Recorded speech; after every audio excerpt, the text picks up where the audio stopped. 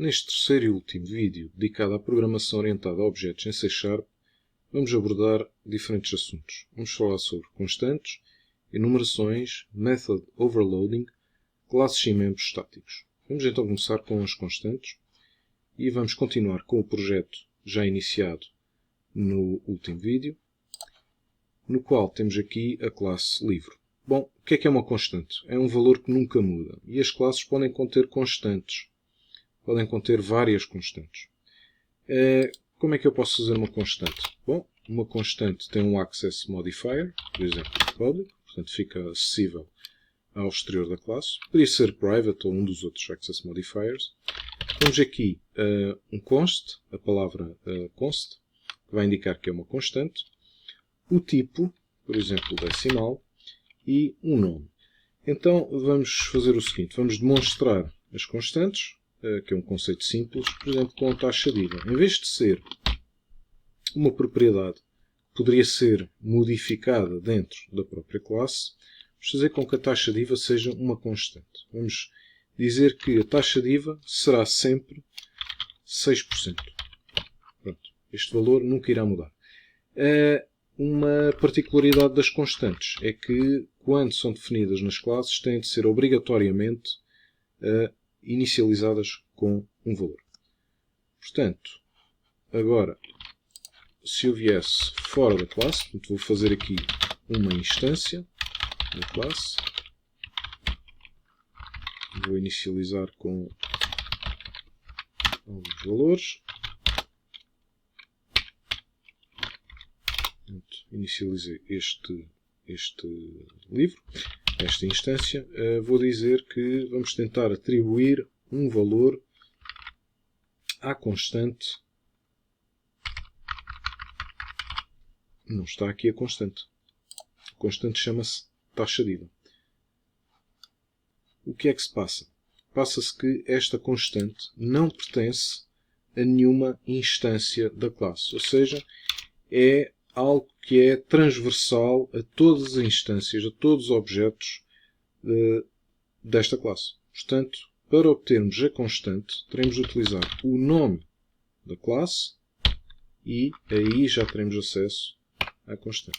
Se eu agora quisesse colocar outro valor, por exemplo, não conseguiria. Portanto, há aqui um erro que me diz, como é uma constante, nunca posso atribuir dados, modificar o valor da mesma.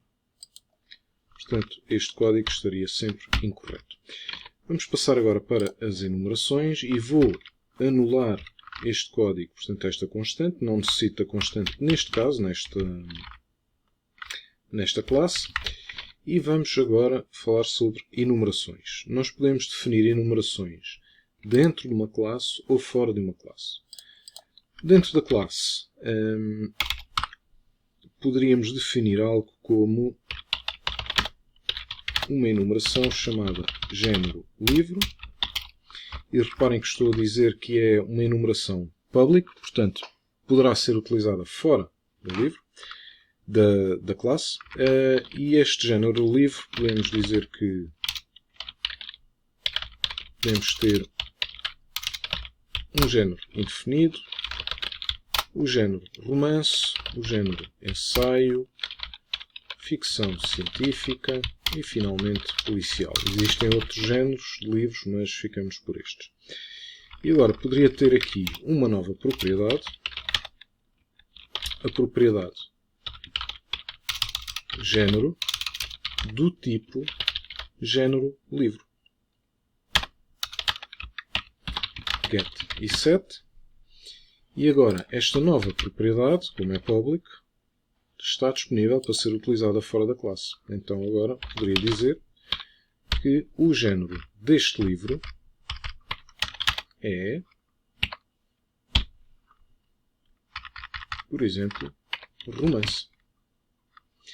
Então, se podemos ter enumerações dentro ou fora das classes, qual é a opção que escolhemos? Bom, isto prende-se com uma questão muito simples. A enumeração diz respeito apenas a esta classe?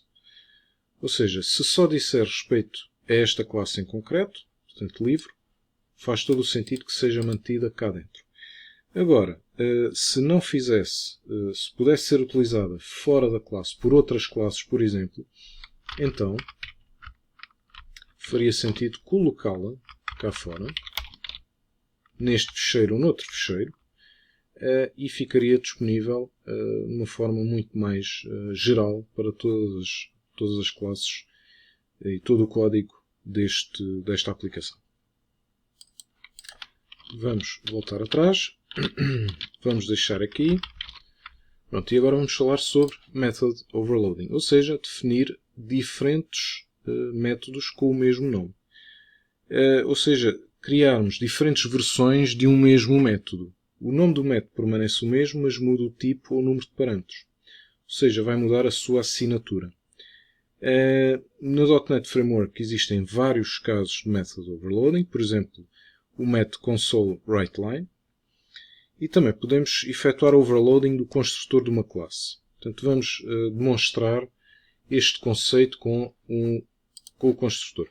Nós, aliás, já temos aqui um pequeno exemplo disso. Temos um construtor vazio, não aceita parâmetros nem tem código.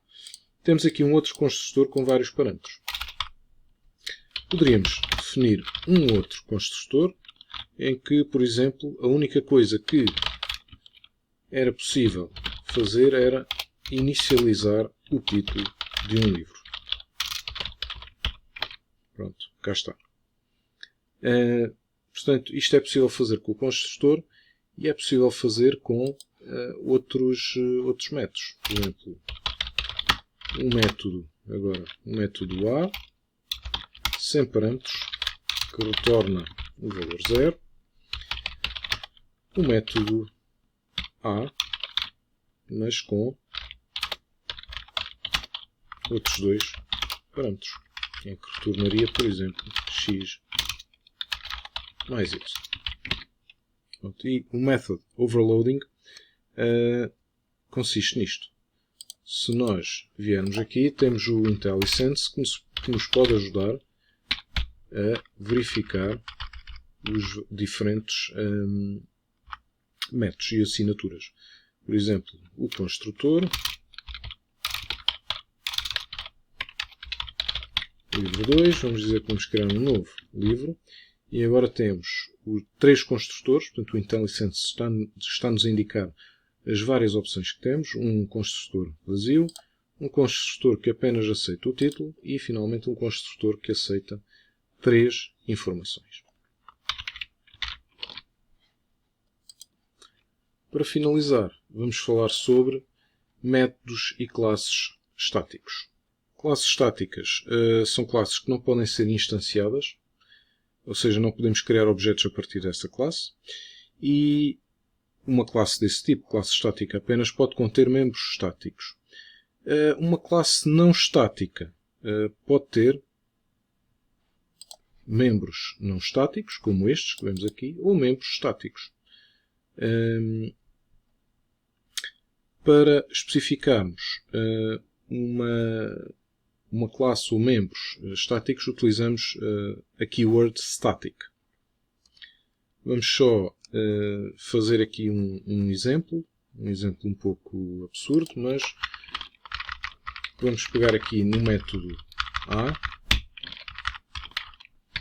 eu faria public static A, e agora, se eu tentar, tal como nas constantes, executar o método A, não o encontro aqui, mas na instância, mas se utilizar a classe livro, já tenho aqui o método A. Portanto, é um método estático. Vamos criar agora uma classe estática, só para demonstrar brevemente. Uma classe estática, portanto, que terá membros estáticos. Esta classe vai se chamar conversões. É uma classe que me vai permitir fazer diferentes tipos de conversões. Portanto, public static class. E agora um método estático do tipo double, que vai retornar um valor double e que vai converter metros em milhas. Portanto, vamos retornar o seguinte cálculo, o resultado do seguinte cálculo, 0.000 62137, valor décimo, double.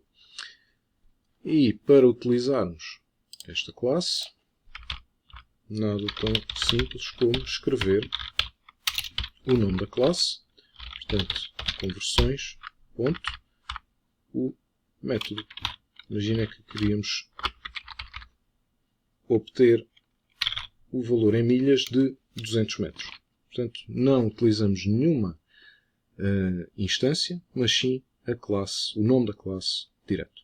Portanto, isto conclui estes vídeos dedicados à programação orientada a objetos.